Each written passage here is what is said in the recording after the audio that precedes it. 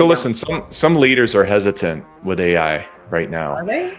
I don't know. I think some are still a little bit resistant to this stuff. And maybe not resistant, but as humans, we always get I guess, uneasy when we don't have certainty in certain things. And you talked about that. This may seem short-sighted. I would honestly say, look at marketing first, because AI is a natural fit with what they're doing. It's a natural optimizer, and AI is hurting your lead flow. So definitely check them out first. You can get back, sales needs to be doing what sales does, but check them out first. And I'm not saying that's your opportunity for, this isn't about headcount reduction. These are people who could be doing a lot more with less. And if they're not, you have a serious problem. Unfinished Business Podcast Show with your host, David Sliman. All right, welcome back to the show, everybody. Listen, today's guest is Rebecca Gonzalez. She's a forward thinker and a true leader in the crossroad of sales development, technology, those two-letter words we're going to talk about today, which is AI. We hear it more, we hear it all the time, AI. We're going to have a deep conversation today about that and how it's transforming sales professionals, how it's transforming sales organizations, and how to build high-performance teams that are driving measurable results. And Rebecca's really passionate. We're going to talk about her sales background, and she had an interesting story about that. But we're really going to talk about her passion about harnessing the power of AI and integrating all that on top of aligning marketing and aligning sales to ensure that they work together with a common goal, and that's to maximize opportunities. So today we'll explore on all that information, and without further ado, Rebecca, I want to welcome you to the Unfinished Business Podcast Show. Thanks for being here today. Thank you very much. I'm very excited to be here, and I was really looking forward to this conversation. Yeah, me too. And it was great connecting with you. I think we connected a couple of weeks ago and talked about it. And right away, I can tell you, sit back and enjoy this one because Rebecca knows what she's talking about. We're going to pull a lot of stuff out today. But as we dive in, I really do want to start diving into the AI in sales and marketing. How do you see AI continually transforming the way that companies approach sales and marketing as a whole? It's almost impossible to see it because it is crazy. New technologies, new ideas, things are happening every day. And one thing in particular that just hit LinkedIn and hit the news was the laying off of the whole SDR function at outreach.io, which is ironic because these are the guys who sell software to SDR companies, and that's all based on AI. And they're just not feeling, this big company is not feeling like SDRs have a place anymore, that whole dial and connect and email and the email sequences, that they're just not adding value. And it was almost shocking, like the ripples through LinkedIn and through the little all of Reddit, etc. So people are making big moves and they're changing things right now. And so does AI eliminate the SDR position? I've always banked on it. I started out in marketing. It was always the SDRs who converted our MQLs to opportunities. And I'm like, what does this mean if there's no SDRs? I have questions. Listen, a big company like that's doing it. It's really interesting to look at this as a whole, and then because we don't know the answers right now, but obviously they must know a little bit more than we do. But so. Do you see? Yeah, I mean, I just see. Do you think they call it artificial intelligence for a reason. I mean, do you see things being missed? Do you see things being, obviously we see the advantages of it, but I'm curious to see how that's going to evolve as time goes on. And what's your feeling on that? The feeling is, everybody knows this, the talk is bigger than how it works. And so we work in HubSpot right now. That's what my company works in. They were one of the first marketing and sales softwares in AI. I think they beat Salesforce. They just dumped a ton of R&D money into it right away. It has to do with their founder, Dharmesh Shah, has been involved in a lot of their early initiatives. And they presented their AI solutions for sales and marketing last year. And it was like we went back and checked into it and we're like, there's no there. And so all last year they retreaded it and retooled it, and they relaunched it in September at their big event that was held in San Francisco. Traditionally, they always launch in Boston. So they were sending a message to Salesforce, and there was there. We think it's far more real. Now, at the same time, they're dropping bits of software every single day, and especially in the area of prospecting agent. And that wasn't a real thing before, but now it's becoming a thing where they're trying to read the conversations going on inside of the tool and understanding and trying to push leads through at a higher velocity.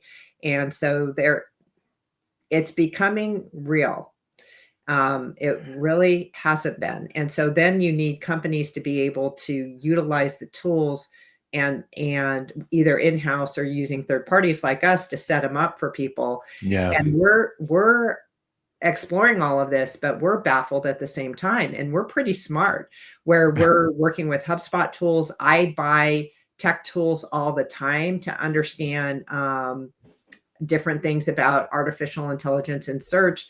I buy tech tools and deactivate them constantly. And so I'm constantly trying to figure out what is this snake oil and what is real out here. So it's definitely feels like a gold rush. And I'm old enough that I can say it feels like 2000. I was there too. I was there too with you. And so, well, why I get excited and passionate about it is I feel like we all see it. We're all seasoned enough to know how big this is. And we are all riding the wave and figuring it out. And the wave is not going to crash on us. We're going to figure this out. We're all in this together. Great. Yeah, that's the truth. And listen, going to your comment right there, because it really sprung a question for me. But you're talking obviously the fugazis or the snake oil and then the real things. But what AI tools or applications have you seen that make the biggest impact in sales, lead generation, marketing? I mean, are there a few that like are go-tos for you? Well, so we're deep in the HubSpot infrastructure. So I do know. I'm sorry about that, but we're always going to turn in there first. And that's where we're seeing, we're having a lot of personal success. We have a lot of success with basic tools out there. And when I say basic, everybody says ChatGPT or Claude, but they can do so much. We can create little bits of code, put it back into HubSpot and configure things. So I don't have a magical tool that's better than anybody else's. I mean, it's just, I don't. Yeah, I got you. So listen, some leaders are hesitant with AI right now. Are they? I don't know. I think some are still a little bit resistant to this stuff. And maybe not resistant, but as humans, we always get, I guess, uneasy when we don't have certainty in certain things. And you talked about that. But how do you help teams embrace rather than resist? I mean, you got an example here of a company who's just pulled back a bunch of employees because of the growth in it, and it's not going to stop. No. But if you're developing a team, how are you going to have them embrace it versus, I mean, resisting it really would be an idiotic way to go about it. Yeah. I mean, but to embrace it. Well, what we're seeing out there is people are running different plays. And one basic play is where they will honestly incent their teams to utilize AI. So they have certain tools, certain things that make sense in their business. They'll literally incent them to run projects through it, and they'll run little team focus groups where they'll come, they formalize it. You come, you bring your tool of the week, you teach your fellow team members. And so they are definitely running those plays because there's always the forward thinkers who are playing around. They're comfortable with technology. They're screwing around, and they can show other people, and they can show other people how they're making money. So that is definitely something we're seeing happening in our own company. We haven't formalized it, but we're sort of crazy, where we're constantly doing stuff, constantly slacking to each other, and constantly looking at what HubSpot and other people in the marketplace are doing. The other thing that we noticed in ChatGPT, I think it just happened today. And so you've got to believe that we got to keep our eyes on this. They just formalized a relationship with Etsy marketplaces, and they're going to also, there's the, begins with an S, the big consumer Shopify? business money tool, something or other. But I lose my words. But anyways, these guys are going to figure out how to monetize this stuff. And so it's going to be, can they just make all their money by charging us more and more and more for using their tools? Are they going to just eat Google's lunch and start monetizing within their own platform? So that's you've got to expect the unexpected here. I said this like 5 months ago, and again, that's not in this world. It's not a long time, because a lot can happen in 5 months. I mean, let's be honest. But I looked at this and I said, they're going to have to start monetizing it. Right. I mean, it works as good, if not better, than that searches at the Google and Etsy and Shopify. Shopify. That's what I say. I said, I thought that's where you were going with it. I was thinking of something else. I was thinking of more of a fintech tool, but Shopify.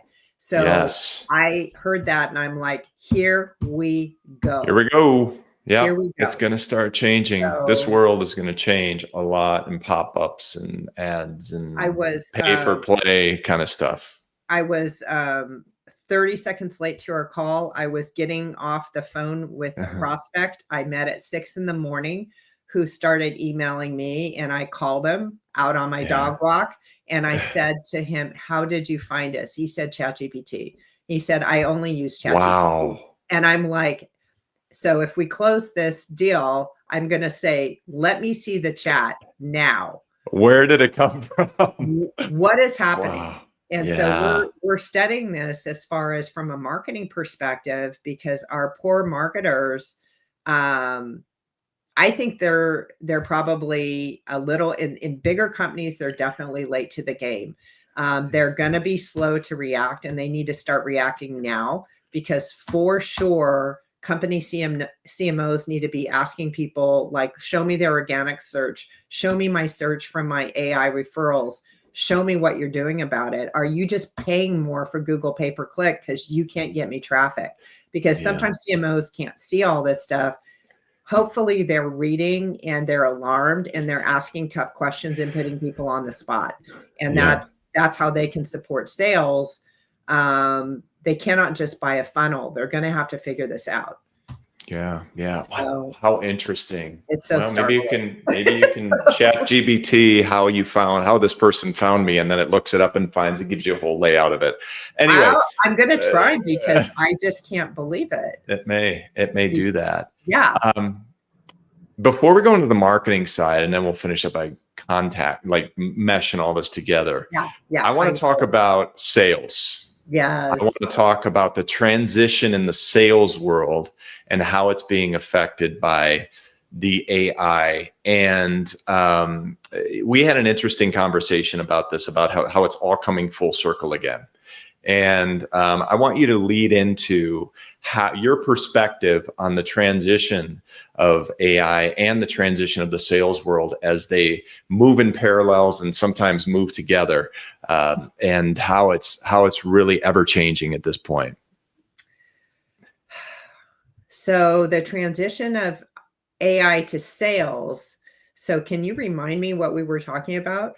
we were talking about how sales professionals have come full circle again, where they actually can use the data, right? But they got to start having branding is important again. Oh, yes. Name recognition I'm is with important again. I'm with you. Having conversations is important again versus dropping a bunch of ads into Google, Yes. getting a bunch of response and clicking on those leads and then going out and making a sales, saying, oh, you were interested, and taking an order versus creating a real value proposition for a prospect who may be looking for you and may be interested. And we'll adjust that as we go on the recording. But yes, thank you very much for helping me. Yes, So how the sales world is evolving. How the sales world is evolving, and this is very clear to most salespeople, or maybe not, that by the time a salesperson talks to somebody on the phone, they are very well researched. They've already ChatGPT'd it. They've already been all over the website. And so what people are showing is that when people come in from chat and things like that, the salesperson has to skip through some of the traditional steps and move right to the beef, because the person is like, yeah, I know all this. And so you have to move to a different spot in your sales funnel because they're so clever. They've already figured everything out. So studies are showing that anything that comes to you via chat, they are pre-qualified. It's insane. Educated. So those are super, super, super bottom of the funnel.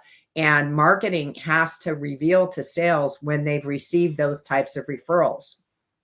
So that's the biggest change that's happening right now. The other change that we were talking about is the fact that brand is becoming so important again. Yes. Marketers were able to buy traffic and buy leads by just working on their SEO and their website and using Google pay-per-click, using LinkedIn. These tactics are failing. And so establishing brand out there, making sure brand is established in old traditional ways, which involves public relations, cross-pollination of your content. Reviews are so important. And if you've neglected a review process and a customer testimonials process on third-party websites, it's bad. ChatGPT is super into reviews. They're super into credibility. They're super into all this stuff that just supports the sales process. And so that's where sales and marketing, you talk about the intertwinement. It's so important because marketing can't be in their bubble and sales can't be in their bubble because the bubbles aren't exactly working right now. It's not doomsday or failure, but we're all having to adjust. Yeah, it's extremely important. And I'm going to talk about, because I'm doing this with a few clients right now, and that is the sales presentation process. You talked about that, and I want to go back to what you were saying. The prospects are coming a heck of a lot more educated than ever. But on top of that, you can really tailor a presentation using AI to a prospect by if you create the right software and you create the right, because for one client, they really, believe it or not, 2 years ago, they didn't even have a presentation framework. They just said, salespeople go on.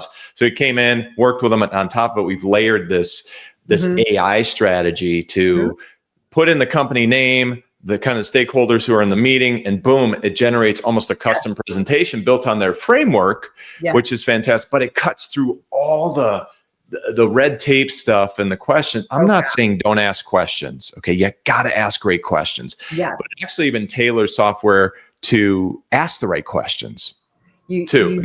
Yes. So I'm touching on something here that I think you need that content. You need those questions because the software products, and it's adjusted my process. So I'm, founder-led sales.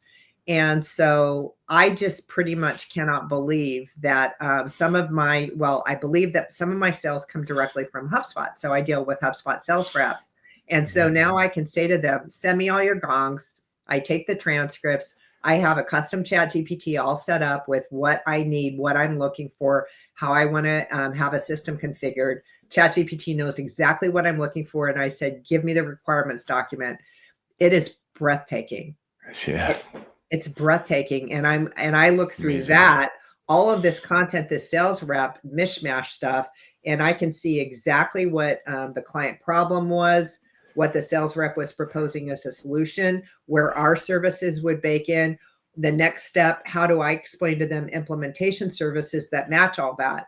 And I'm like, I cannot believe this. I literally can't believe how fast I can crank out meaningful point by point proposals to these people that are completely personalized.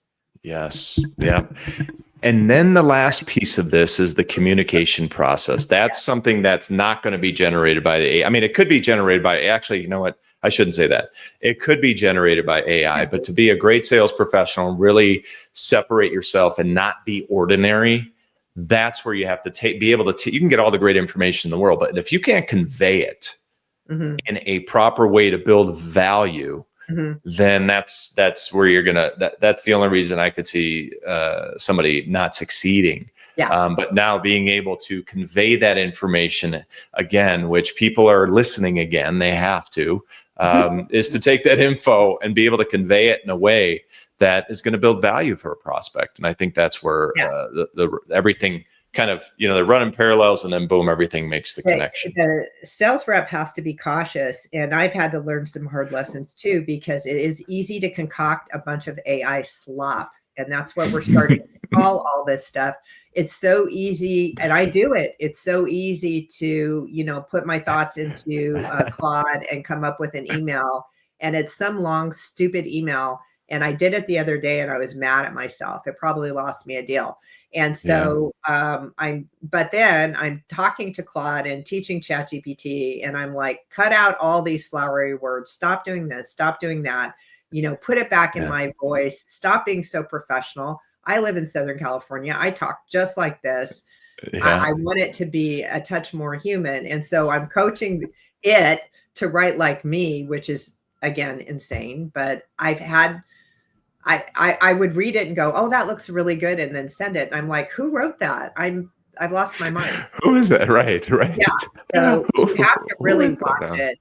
And initially, just storytelling on HubSpot, when they first started forcing use of AI within their customer support area, we send in very, very hard questions, because we're a high-level partner, and we're like, the whole thing's broken. You've got to fix this. And they're sending back 15-paragraph notes that they put through their AI. And we're saying, you need to stop this. Stop doing that. It's just say you don't know. Danger, Will Robinson. All right. Very good.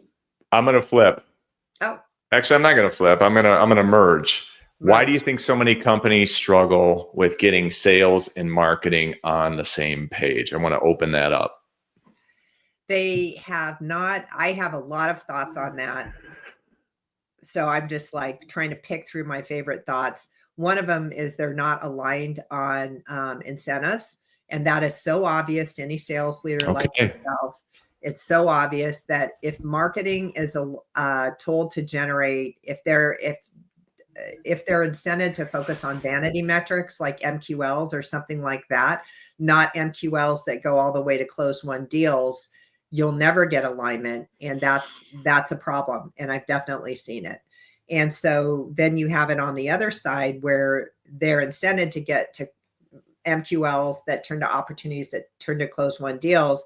And the sales team, for some reason, is not doing it. And marketing's crying. They're like, these were good MQLs. What is happening? And then you have these salespeople who are commissioned in ways that cause them to be quite comfortable, or there's not enough salespeople. And so you have to have a sales leader who's somehow looking at both sides and looking at the metrics. Is marketing giving good stuff? Are the salespeople utilizing it? And what's preventing that? And having them being incented in the same way. That for me is it. That's really for me is it. That's really interesting, because I've always, looked at it and getting together the teams to speak the same language, that's it. That's level one. Yeah. You're taking it to another level here by saying money. Okay, let's look at some compensation metrics, which is fantastic. And condition the right behaviors. Yeah. Right. And they will work, and you can facilitate it and set it up where they work together and ask each other questions. Mm-hmm. But so many times people, I don't want to say they're dishonest, but they're not really thinking about it. Like, if a marketer really is generating the right people, and they're showing you, look, I've got the right people, I've got these high-end people, and they're not going out to closed won. What is the problem? It's product or it's sales, right? So you got to look at both. I mean, there's nothing left. So it could be product market fit. Yeah. Do you have any examples like where you've integrated the teams? Obviously you do a lot of marketing. So your examples and working. Yeah. I know you do both in the marketing and you do the sales. Talk to me about some examples, real-time examples when there was an alignment you put together and it directly led to better results. I'd love to hear one for the listeners. I'm thinking about a very cool company, and it's one of the top Atlassian integrators and sellers in the United States. And when we met them, marketing was over in the corner marketing, and sales was over in their corner selling. And we implemented, and it was an old-fashioned term that HubSpot kicked around. I did not invent it. Smarketing. Smart marketing, or sales and marketing, or smart marketing, where we started focusing on things that sales would want, and marketing started getting incented on SQLs. So that is, I'm speaking HubSpot language, so I'll start. So marketing is a marketing qualified lead is a hand raiser, somebody who fills out a form, says, hi, pick me. And an SQL is somebody who's qualified by sales, and sales is like, yeah, they could actually be an opportunity. And so that marketing team got in, and that's when they had an SDR function in place who were working on the SQLs, and they added that too. And so that intermediate function that they had, and this is the good old days before they started firing SDRs, this is 4 years ago. But anyways, marketing sent their leads over to the SDRs, who started giving them feedback on the leads. And then marketing had a metric on SQLs. And those were leads that were converted to opportunities. Those were good meetings for AEs. And that situation changed everything. And that company, this is something we worked on as a team. There was a fractional CMO in the middle of all this, a fractional sales leader in the middle of all this. We were the operators, and the HubSpot, tacticians, like bringing it all together. But this company, and I feel like I can say this, us all working on this company got sold and made a lot of money. And they were stuck at a certain number. They could not get above it, and they went to the moon. Wow. Fantastic story. I mean, that's what it comes down to. Yeah, it is real. It is real. And, we always put in the companies that we work with, we do an exercise called the power statement, and it goes top down, but it translates over from the CEO all the way to the marketing to the managers, and everybody's at what we call is organizationally aligned.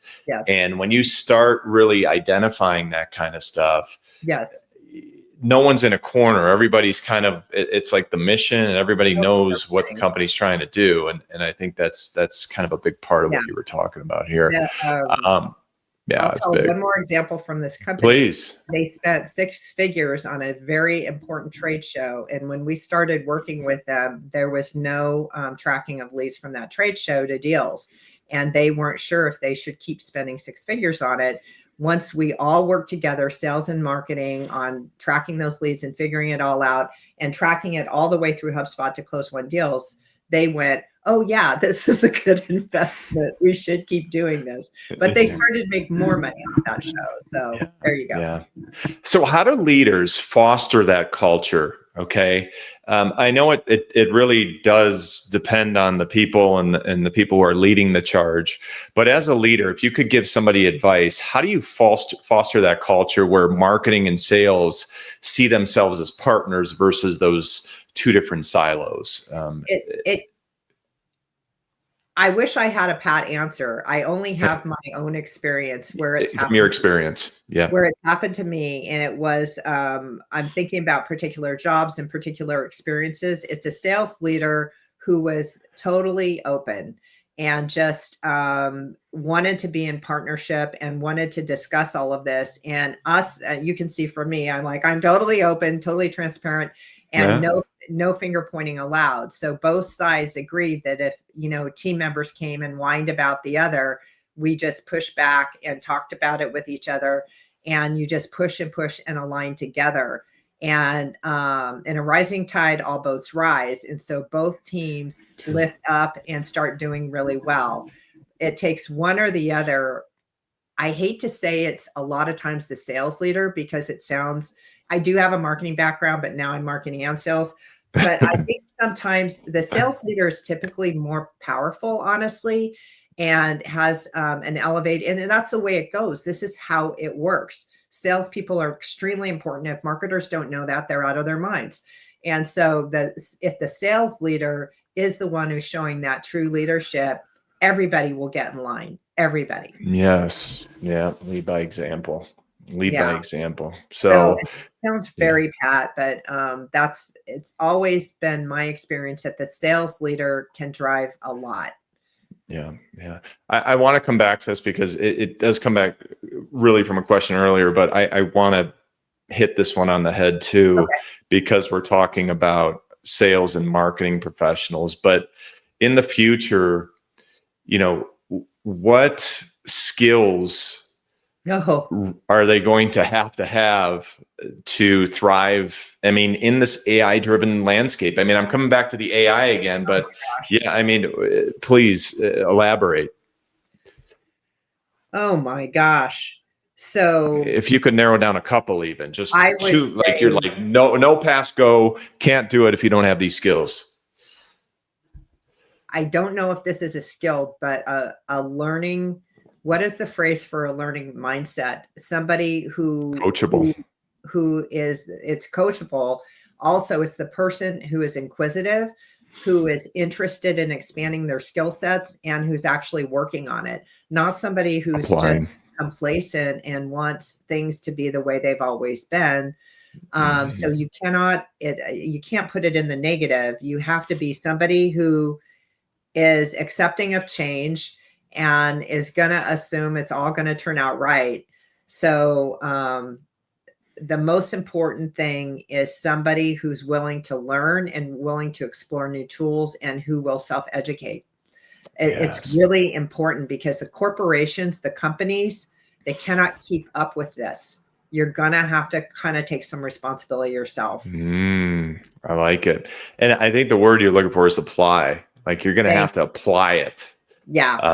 It's one thing, and it comes back to what we talked about earlier. It's one thing to have all the information, all the nuts and bolts, all the tools, but if you can't apply them and you don't take some chances like you're talking about, then you're really never going to put in a step forward. I think you might have some little tiny steps forward, but you won't have any leaps. And that's what you're going to have to do. You have to educate, and you have to go look for information, and you have to be willing to try. And I know some famous people that I keep track of out on the internet. And one of them said in his interview question, now this guy's great. I just forgot his name, of course. Okay. But anyways, he'll ask people, what tools are you paying for? What's your AI tools and stuff like that. So he gets at it kind of in a tricky way, but he's like, they're not willing to pay $20 for ChatGPT. I don't have any time for this person. Yeah. Right. And so they're asking him, where are you investing? Are you waiting around for things to happen to you? So, and so that's one of his screening questions now. It's not Neil Patel. It's his friend. I just forgot. Okay. It's a good guy. Sure. Good. Listen, a couple more questions before this has been fantastic. What a paced conversation. Boom, boom, We're at it. boom. Right on track. We're getting right at it. And you've had some great answers and great perspective on this. But listen, one more question. If you were a CEO or you're giving advice to a CEO or an executive leader leveraging AI to maximize the relationship between sales and marketing, or just maximize leads in general, to generate more sales, what would it be? What kind of advice right now in this day, and it could change in 3 weeks from now, we know that, but what kind of advice would you give today? This may seem short-sighted. I would honestly say look at marketing first, because AI is a natural fit with what they're doing. It's a natural optimizer, and AI is hurting your lead flow. So definitely check them out first. You can get back, sales needs to be doing what sales does, but check them out first. And I'm not saying that's your opportunity for, this isn't about headcount reduction. These are people who could be doing a lot more with less. And if they're not, you have a serious problem. Yes. Best way to say it is play that back. Could doing a lot more with less. Okay. And I think that's one of the big advantages of AI is to do a lot more with less time. And you got to, but again, it goes back to what we talked about. You've got to take some chances. You've got to look at this stuff. You've got to try different things. You got to apply different things. And I think it's a great perspective and a great part of the conversation. They can do more projects. They can test and pivot faster. They can mess around a lot quicker.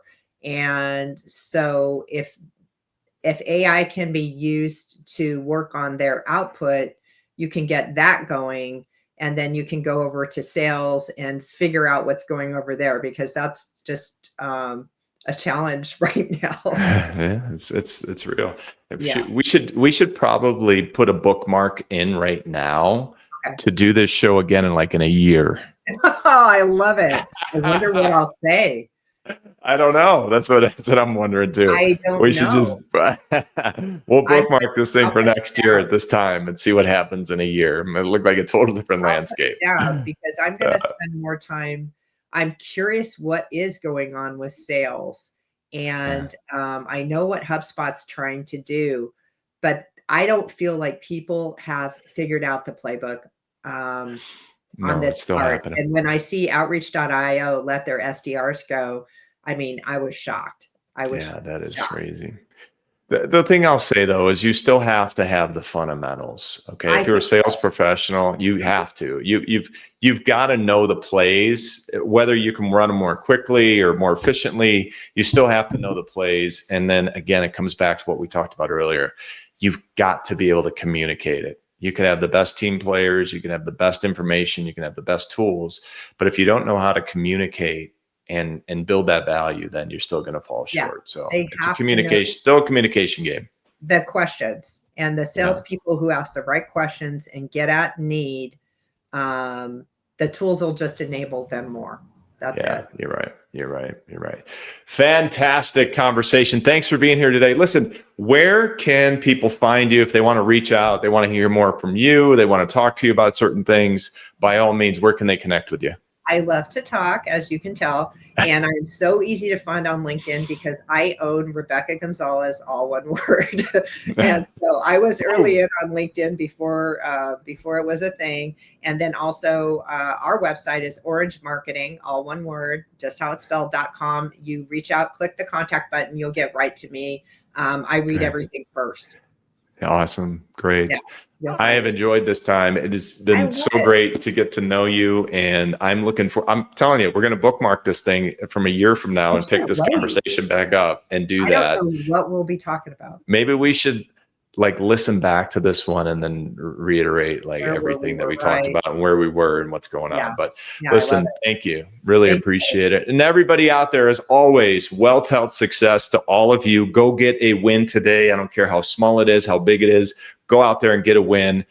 And I want to thank you all for listening to the show, and do us a favor. Listen, share this, like this show, push it out to one person. We appreciate all the feedback and all the support we've had over the last year. And it's because of guests like Rebecca here. Thank you for being on the show that we're getting the growth. My pleasure. Thank you. Appreciate it. See everybody next time. Unfinished Business Podcast Show with your host, David Sliman.